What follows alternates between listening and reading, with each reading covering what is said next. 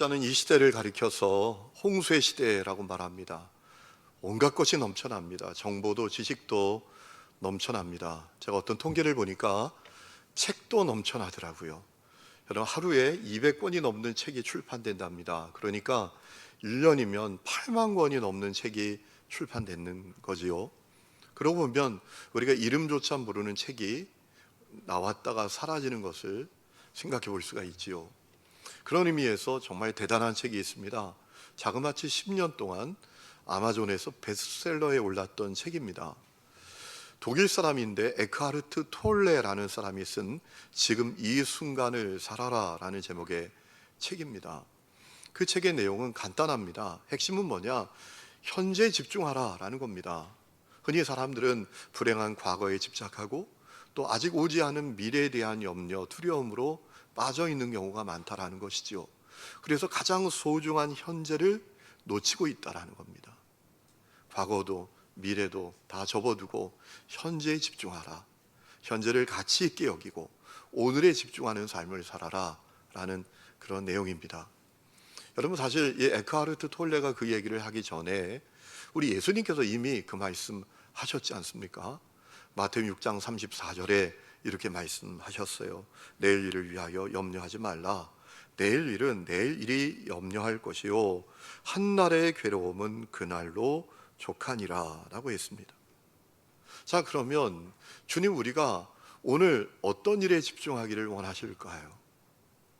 제가 지난주 목요일과 금요일에 우리 교단에서 이제 전도운동에 관심이 있는 목사님들과 이제 1박 2일 동안 함께하는 시간을 가졌습니다. 오직 잃어버린 영혼을 찾고 한국교회 부흥만을 원해서 함께했던 목사님들인데, 돌아보니까 그 목사님들과 함께했던 시간이 벌써 20년이 훌쩍 넘었습니다. 그러다 보니까 선배 목사님들은 이제 은퇴할 때가 됐습니다. 시간이 정말 빨리 흐르는구나 이런 마음을 갖게 됐는데, 여러분, 그렇기 때문에 너무나 소중한 인생, 주님은 지금 우리가 무엇에 집중하기를 원하실까요? 주님께서 원하시는 한 가지가 있습니다. 우리가 기도하는 사람이 되는 것입니다. 무엇보다 모여서 예배할 때 우리가 기도하는 사람이 되는 것입니다. 여러분, 예배에 대한 말씀을 드리고 있습니다. 예배가 뭐라고 했지요? 예배가 무엇인지를 잘 알아야 하나님이 받으시는 예배, 하나님 기뻐하시는 예배를 드릴 수 있지 않겠습니까?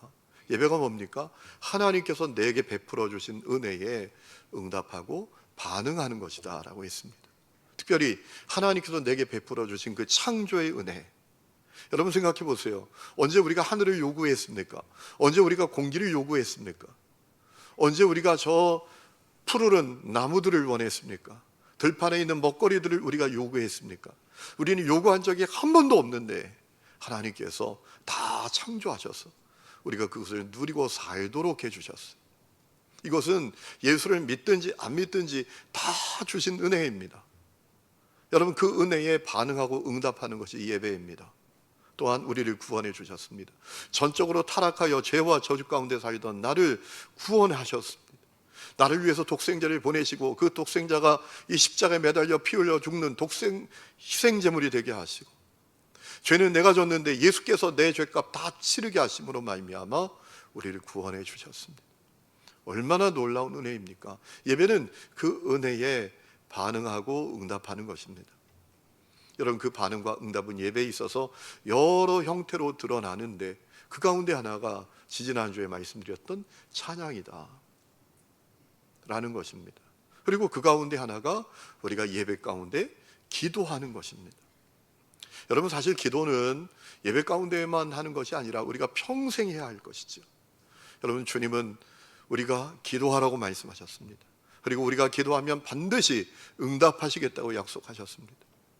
요한복음 16장 24절에 지금까지는 너희가 내 이름으로 아무것도 구하지 아니하였으나 구하라 그리하면 받으리니 너희 기쁨이 충만하게 될 것이라고 약속하시지 않았습니까? 마태복음 7장 7절에도 구하라 그리하면 너희에게 주실 것이고 찾으라 그러면 찾아낼 것이고 문을 두드리라 그리하면 너희에게 열릴 것이니, 그 다음에 엄청난 말씀이 나옵니다. 구하는 이마다 받을 것이고 찾는 이는 찾아낼 것이고 두드리는 이에게는 열릴 것이니라. 기도 응답에는 학벌이 문제가 안 돼요. 출신이 어디인지 문제가 안 됩니다. 지능이 얼마인지도 문제가 안 됩니다. 구하는 이가 받게 될 것이라고. 얼마나 어마어마한 약속입니까? 심지어 우리 예수님은 마태복음 11장 말씀을 보면 이 주님의 집이 기도하는 집이라고 불리움을 받아야 한다라고 하셨어요. 그래서 교회는 끊임없이 기도해 왔습니다. 여러분, 사도행전 1장 14절 말씀을 보면 부활하신 예수님께서 승천하신 다음에 제자들과 예수님 따르던 사람들이 뭐 했습니까? 그들이 힘써 기도했습니다. 함께 마음을 같이하여 오직 기도의 힘을 썼다라고 했습니다. 또 사도행전 12장 말씀을 보면 헤롯이 교회를 핍박할 때 야고보가 순교당하고 베드로가 체포되어 감옥에 갇혔을 그때에 교회가 힘을 다해서 기도했다라고 했습니다. 사도행전 12장 5절에 이렇게 되어 있죠. 이에 베드로는 옥에 갇혔고 교회는 그를 위하여 간절히 하나님께 기도하더라라고 했습니다. 오늘 우리가 읽은 말씀을 보아도 똑같습니다. 바울이 에베소에서 목회하는 디모데에게 이 서신을 보냅니다. 그 내용이 뭐냐? 오늘 우리 읽은 내용은 뭐냐 하면 교회가 기도하는 교회가 되어야 한다라는 겁니다. 여러분, 오늘 이 말씀은 디모데 개인에게 준 이야기가 아니라 디모데가 에베소에서 지금 사역을 하고 있기 때문에 그에게 준 목회 지침서이기 때문에 교회를 향해서 하는 얘기입니다. 교회가 모든 사람을 위해서 기도하고 특별히 지도자들을 위해서 기도해야 한다라는 겁니다. 얼마나 바울이 기도를 중요하게 여겼는지요, 교회가 기도하는 것을 중요하게 여겼는지요, 1절에 보면 내가 첫째로 권하노니 이렇게 되어 있습니다. 첫 번째로 내가 말할 게 있다. 가장 중요한 거 먼저 말하잖아요. 내가 첫 번째로 말한다. 교회는 기도하는 교회가 되어야 한다. 모든 사람을 위해서 기도하고 그리고 무엇보다 지도자들을 위해서 기도해야 된다 라고 한 거예요. 1절에 보면 바울은 교회가 모든 사람을 위해서 기도하되 강구하고 또 기도하고 도고 중보기도하고 또 감사 기도를 해야 한다라고 했습니다. 여러분, 이 표현은 다 기도를 가리키는 동의어 같지만 각각이 다 특색이 있습니다. 바울이 기도에 대한 동의어를 그저 쭉 나열한 것이 아니라 각각의 이 단어가 다 특색이 있는 기도이기 때문에 구체적으로 얘기한 겁니다. 간구하고 기도하고 도구하고 감사하라. 여기서 말하는 간구라는 단어는 원문을 보면 데시스라는 단어인데 간청하다, 애원하다라는 의미를 갖고 있습니다. 긴박한 문제 앞에서, 긴박한 상황 앞에서 교회가 간청의 기도를 드려야 된다는 겁니다. 여러분, 오늘 그래서 교회의 기도가 간절히 필요합니다. 여러분, 누가 이 나라 이 복잡한 문제를 해결할 수 있습니까? 정치인들이 해결 못합니다. 그들이 왜 싸웁니까? 그들이 권력 잡으려고 싸우는 거예요. 국민은 안중에도 없어요. 권력만 잡으면 됩니다. 그리고 해 먹으면 돼요. 권력 잡으면 자리 나눠 갖는 거잖아요. 그것밖에 생각이 없어요. 그들이 해결 못합니다. 너 죽어 나 살아야 되겠다는 거예요. 그래서 우리가 하나님께 기도해야 돼요. 간청하며 기도해야 돼요. 오직 하나님이 이 나라를 살리실 수 있으니까요. 그래서 간청의 기도를 해야 한다. 모든 사람을 위해서 기도하라. 간청의 기도. 여러분, 우리 주위에 아픈 사람들이 너무 많아요. 인생이 지푸라기도 못 잡는 사람이 많아요. 내 인생이 지푸라기도 없는 거야. 그들을 위해서 간청하며 애원하며 교회가 기도해야 하는 것이죠. 또 기도라고 말하는 이 단어는 프로슈케라는 단어인데 일반적인 기도를 가리킵니다. 특별히 이 프로슈케는 어떤 의미인가 하면 고백의 기도를 말합니다. 여러분, 하나님께 달라고 주세요 이것만 기도입니까? 이런 것도 기도죠. 하나님, 당신을 찬양합니다. 당신을 경배합니다. 주님 사랑합니다. 주님 고맙습니다. 주님, 당신은 나의 전부입니다. 주님께 나를 드립니다. 이 고백도 기도입니다. 프로슈케가 그거예요. 교회에 그 기도가 넘쳐야 되지 않겠습니까? 우리가 맨날 와가지고 달라고만 뭐 맡겨놓은 것도 아닌데 달라고 하기 전에 주님, 당신은 내 전부입니다. 안 주셔도 좋습니다. 나 주님 사랑합니다. 여러분, 그러면 주님이 얼마나 기뻐하실까요? 주님은 내게 있어서 최고입니다. 주님이 그 고백의 기도를 들으시고 얼마나 기뻐하실까요? 우리 교회가 그런 기도가 넘치는 교회가 되기를 축원합니다.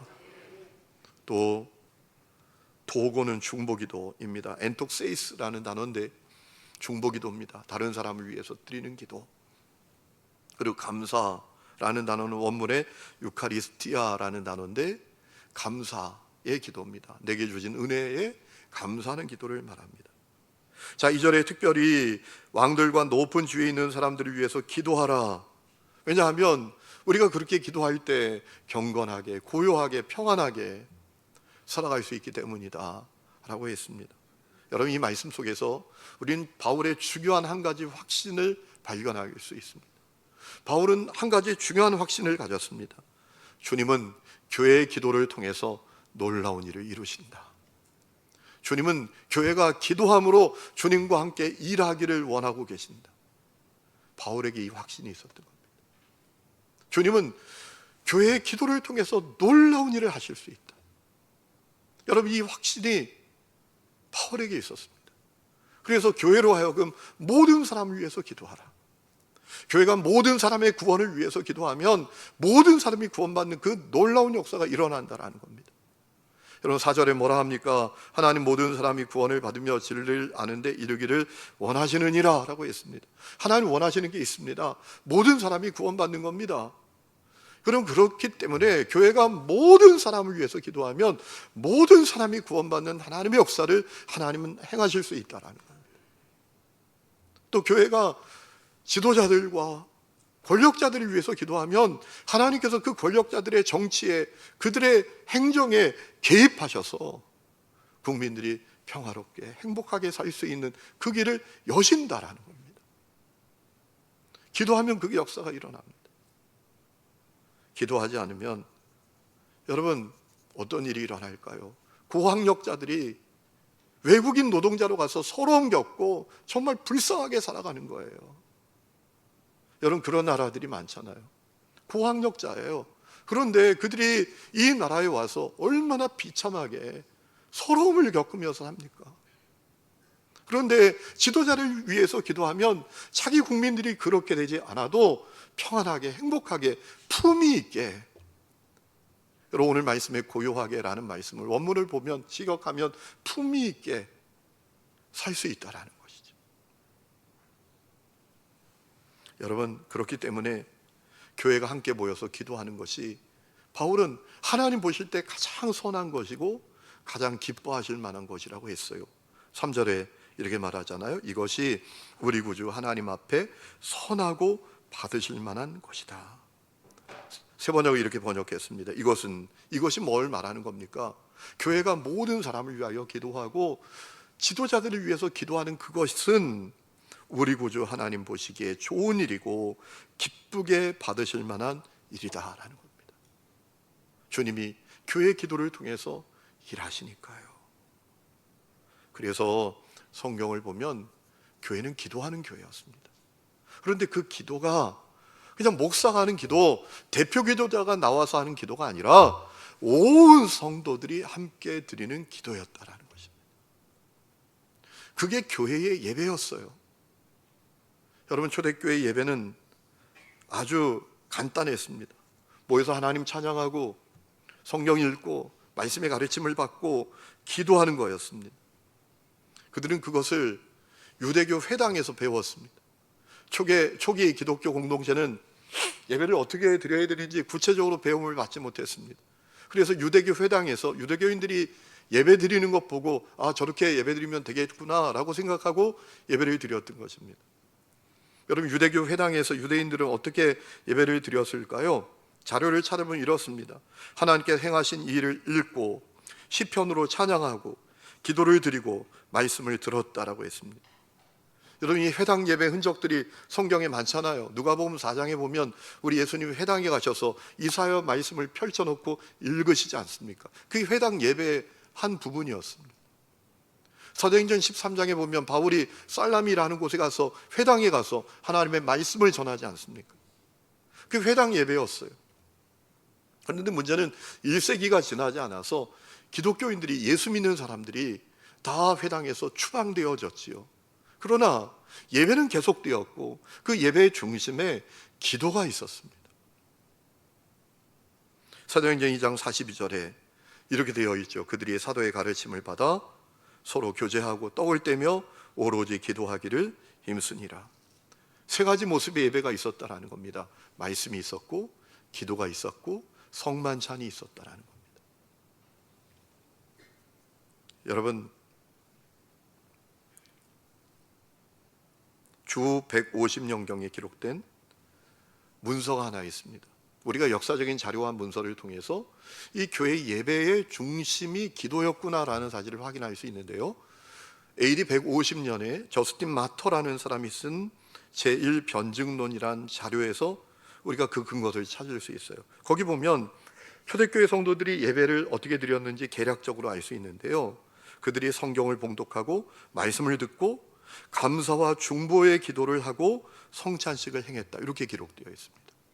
그리고 AD 380년에 작성된 사도헌장 제3권에 초기 기독교 예배가 어떤 예배였는지를 우리에게 쭉 알려주고 있는데요.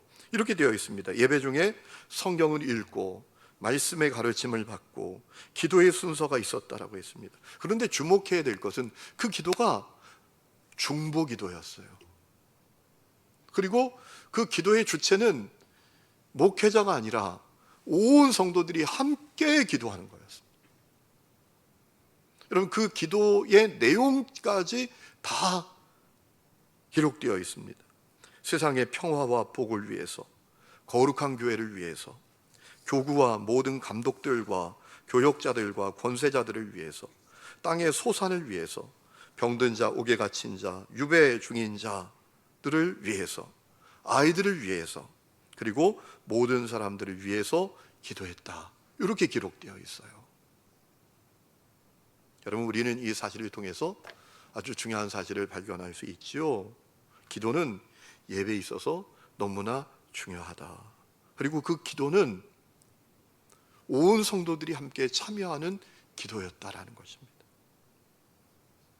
여러분, 사실 목회자가 드리는 기도는 예배가 시작될 때 예배 가운데 성령님이 임재하시고 역사하시기를 구하는 개회 기도, 또 제가 아까 드렸던 목회 기도, 성도들의 형편과 삶을 살펴주시기를 구하는 목회 기도 말고는 없어요. 온 성도들이 함께하는 기도였어요. 여러분, 초대교회 예배는 대표 기도라는 게 없습니다. 우리 한국은 세계 어느 교회도 없는 아주 중요한 특징을 하나 갖고 있어요. 대표 기도 순서가 있는 거예요. 오늘도 우리가 2부 예배 때 권사님이 대표 기도했고 3부 예배 때에도 장로님이 대표 기도했잖아요. 이런 예배 형식은 오직 한국 교회만 있어요. 세계 교회에 없어요. 한국인들이 저 미국에 이민 가면 또 대표 기도가 있어요. 미국의 예배는 대표 기도가 없는데 이거 언제부터 생겼나? 그 조사를 해보니까 가장 근거 있는 그 이론이 뭐냐 하면, 선교사들이 처음에 한국에 왔을 때 한국어가 서툴지 않습니까? 그래서 한국인 대표를 세워서 그가 길게 설교 같은 기도를 길게 하게 하고 그 다음에 어눌한 말로 설교를 짧게 하고 끝냈다라는 겁니다. 아마 그래서 한국교회의 대표 기도가 생기지 않았나, 이렇게 추측하는 이론도 있습니다. 중요한 것은, 문제는 한국교회뿐만 아니라 이 세계교회 가운데 예배에 있어서 기도가 그저 목회자의 기도에 머무르는 그런 모습이 되어갔다라는 거예요. 원래 교회의 예배의 기도는 온 성도들이 함께하는 기도였는데 이 기도의 모습이 사라지게 되었다라는 겁니다. 여러분, 이 세계에 살았던 순교자 저스틴은 그때 어떻게 예배를 드렸는지 기록을 통해서 남겨주고 있습니다. 한번 잘 들어보세요. 일요일이라고 부르는 날에 한 장소에 모여 집회를 갖는다. 사도들이 시간이 허락되는 대로 말씀을 한참 읽는다. 여러분, 기대가 되십니까? 그때는 우리 1시간 안에 예배 끝내야 돼, 뭐 1시간 지나가면 자꾸 시계 보고 이런 거 없었다라는 거예요. 시간이 허락되는 대로 말씀을 주구장창 한참 읽어도 성도들이 너무 은혜가 되고 갈망하고 사모함이 있었다라는 것이죠. 그리고 읽기를 마치면 인도자가 말씀으로 우리에게 방금 읽은 고귀한 말씀을 따라 살자고 권면한다. 그리고 모두가 함께 일어서서 간절히 기도를 한다. 온 성도들이 참여하는 기도였다라는 것이죠. 기도가 끝나면 성찬을 행한다. 인도자는 정성을 다하여 감사의 기도를 드리며 회중은 아멘이라고 화답한다. 인도자는 각 신자들이 가져다 바친 것에 대해서 감사 기도를 드린다. 이것이 처음 교회 예배의 모습이었습니다. 3세기의 자료를 보면 더 분명하게 나옵니다. 예배 중에 기도할 때 그들이 어떻게 기도했는가? 마치 유대인들이 기도하는 것처럼 두 손을 들고, 그리고 양손을 접어서 가슴 위에 얹거나 그렇게 간절히 그들이 기도했다라는 것입니다. 문제는 4세기에 들어서 시작이 됐습니다. 여러분, AD 313년에 엄청난 일이 일어나지 않습니까? 그렇게 기독교를 핍박했던 로마가 기독교를 인정합니다. 공인합니다. 이제 예수 믿어도 돼. 자유롭게 예수 믿어도 돼. 그래서 교회가 엄청나게 부흥되기 시작합니다. 교인들도 늘어났습니다. 그러면서 예배는 마치 의식을 행하는 것으로 변화되었습니다. 예전적인 요소가 짙어졌습니다. 나중에 로마 국가의 제의적인 요소, 국가적인 어떤 행사의 요소도 이 예배에 들어왔습니다.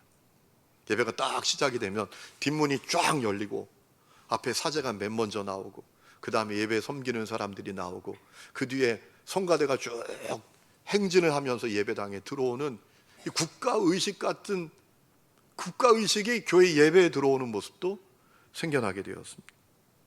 시간이 지나면서 헬라 문학의 영향을 받아 더 많은 의식과 상징을 사용하고 예술성을 추구하게 되었습니다. 그러면서 문제는 처음 교회 예배의 모습을 잃어가는 겁니다. 성도들이 참여하는 예배가 아니라 그저 관람하는 예배예요. 오늘 목사님 기도가 좋네, 기도가 은혜가 되네, 이러고 돌아가는 예배가 되는 거예요. 참여하는 예배가 아니라 구경하는 예배, 관람객처럼 관람하는 예배가 되어버렸다라는 것입니다. 중세는 그것이 더 심각해졌잖아요. 목회자가 기도하고 설교하는데 이걸 다 라틴어로 하는 거예요. 우리는 독일어를 쓰는데 알지 못하는 라틴어로 성경 읽고 설교하고 기도하고, 뭐 하는 건지 아무도 모르고 그냥 앉아 있는 거예요. 성가대도 특별히 훈련받은 사람들, 라틴어를 할 수 있는 사람들만 성가대가 훈련받아서 됐는데 찬양도 라틴어로만 하는 거예요. 그러니까 찬양을 듣는 사람도 저 내용이 뭐야, 가사가 뭐라 하는 거야, 아무것도 모르고 그냥 여기 앉아 있다가 하는 거예요. 이렇게 예배가 변질이 됩니다. 그래서 종교개혁이 일어나게 됐던 것이죠. 종교개혁자들이 예배를 개혁합니다. 구경하는 예배가 아니라 참여하는 예배가 됩니다. 복잡한 예배도 단순화시킵니다. 그리고 특별히 성도들이 예배 가운데 참여하여 함께 기도하는 예배를 세우게 되었다라는 것입니다. 여러분, 개혁자들은 바울과 같이 확신을 가졌던 것입니다. 하나님은 교회의 기도를 통해서 놀라운 일을 행하실 수 있다. 하나님은 교회가 기도함으로 하나님과 일하기를 원하신다. 이 확신을 개혁자들이 갖고 있었다라는 것입니다. 여러분, 우리 교회도 3부 예배는 예배 드릴 때 찬양하고 우리 합심기도 하잖아요. 어떤 분은 그것이 좀 불편할 수 있어요. 예배 시간에 왜 통성기도 하는 거야? 왜 예배 시간에 소리 내어 기도하는 거야? 이렇게 좀 불편할 수 있는데, 여러분, 그게 교회 예배였다니까요. 그걸 우리가 잃어버린 거죠. 그게 교회 예배였어요. 그러므로 성도 여러분, 예배 드릴 때 찬양도 뜨겁게 드리고 기도도 적극적으로 간절히 기도하는 분들이 되시기를 축원합니다. 하나님께서 그 기도를 통하여 놀라운 일을 행하십니다. 불가능을 가능으로 만드시고 억압받는 자, 고난당하는 자를 구원해 주시고 어둠의 빛을 만드시고 절망의 희망의 역사를 만드시는 그 일을 하나님께서 교회의 기도를 통해서 행하십니다. 여러분, 그와 같은 일은 기독교 역사 속에 얼마나 많았습니까? 여러분, 독일이 어떻게 통일되었습니까? 1982년 9월부터 독일에 있는 라이프치히라는 도시의 성 니콜라이라는 교회에서 예배에서 기도하기 시작했어요. 통일을 위해서 기도하기 시작했어요. 사람들은 참 실감나지 않았어요. 야, 독일이 통일이 돼. 무모해 보였어요. 왜냐하면 동독과 서독이 군비 경쟁으로 얼마나 경쟁하고 있는지. 아니, 이런 상황에 무슨 통일이야. 그런데 성도들이 그 예배 가운데 독일 통일을 위해서 기도하기 시작했어요. 그 기도가 점점 뜨거워져요. 그러다 보니까 동독의 그 정부가 그 기도 방해하려고 어떤 일까지 벌였냐 하면, 이렇게 예배를 드리는데요, 성도들이 오기 전에 독일 경찰 700명이 먼저 와서 앉아 있는 거예요. 다 자리를 차지하게 만드는 거예요. 그래도 포기하지 않고 예배하면서 독일 통일을 위해서 간절히 기도하기 시작했습니다. 그리고 1989년 11월 9일 드디어 놀라운 일이 일어나요. 베를린 장벽이 와르르 무너지게 된 겁니다. 그리고 1990년 10월 3일 통일 독일이 선포되게 됐어요. 그 출발이 어디였냐? 교회의 기도였어요. 교회의 기도. 여러분, 강북에 새은혜교회라고 있어요. 참 좋은 교회입니다. 그 교회 가지 마시고 제가 이런 얘기 한다고 우리 하느님교회 열심히 다니시기를 축복합니다. 오늘 좀 이 이야기를 준비하는데 좀 갈등이 되더라고요. 교회 이름을 말할까 말까. 또 그 교회 참 좋은 교회더라고요. 또 그 교회 가면 어떡하나 이런 마음이 들었는데, 안 갈 줄로 다 믿고 그러면 얘기하고 안 그러면 얘기 안 하고. 안 가실 거죠? 네.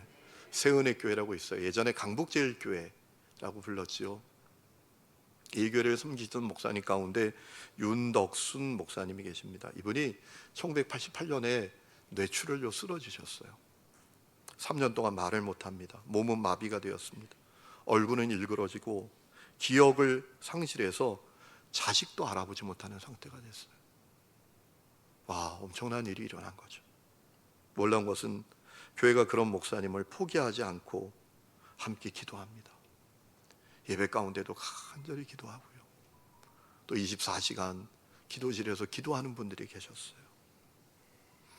하지만 이 목사님은 매일 한 가지 기도만 했대요. 하나님, 오늘 죽게 해주세요. 내일을 맞이하지 말고 오늘 내가 그냥 죽게 해주세요. 오늘 날 데려가 주세요. 이 기도만 하시게 된 거예요. 그런데 교회가 그 목사님을 포기하지 않고 기도하는 거예요. 병원에 입원했을 땐 장로님들이 교대로 매일 병원에 가서 걸음마 연습을 시키는 거예요. 잘 걸으면 잘했다고 박수 쳐주면서, 때로는 막 넘어지면 성질을 내셨대요. 놔두라고 나 좀 놔두라고. 그래도 막 얼르면서 걸음마 연습을 시켰어요. 어느 날 이 목사님이 병실에서 사모님이 주관해서 예배를 드리게 됐는데 기도가 하고 싶더래요. 기도도 안 한 거예요. 이제 인생을 포기했던 것이죠. 근데 그날 기도하고 싶었대요. 그래서 기도하는데 입이 열린 거예요. 입이 열렸어요. 어눌하지만 입이 열렸어요.